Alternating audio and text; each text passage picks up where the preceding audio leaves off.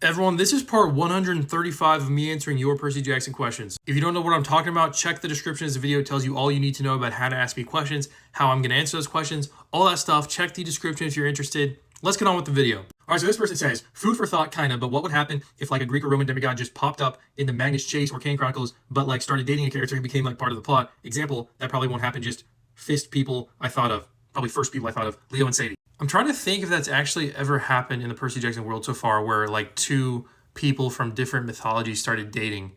I don't think it has. But let's be clear, there's been a lot of crossovers. Like we had in the third Kane Chronicles book, we had a couple characters from the Lost Hero show up. We had Drew Tanaka and Lacey.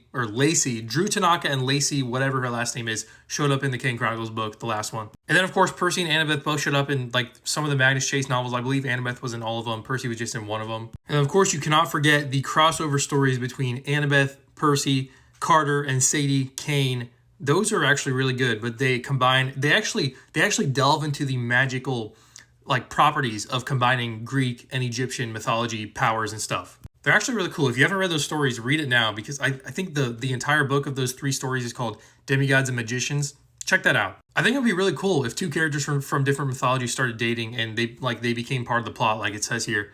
That would just be really interesting. I don't think it's ever going to happen because all these characters have their own series and you can't just like move one to the other series and have one character be part of another character's series forever if they're not the same mythology. That's why they've just been really cameos so far. However, let me take this a step further. I think it'd be cool to consider what would happen if 2 characters like got married or whatever and had a child.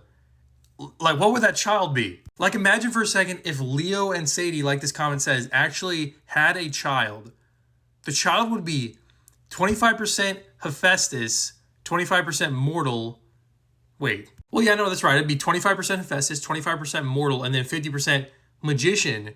So technically the child should have Egyptian magical powers, but they should also have some of the abilities of Hephaestus. Why can't I say that? Of Hephaestus. I think that'd be so cool. Like just imagine that would be so freaking cool. Or what if like Carter Kane and Annabeth Chase had a baby? Can you imagine? I mean, they're both really studious people, so the child would be super smart.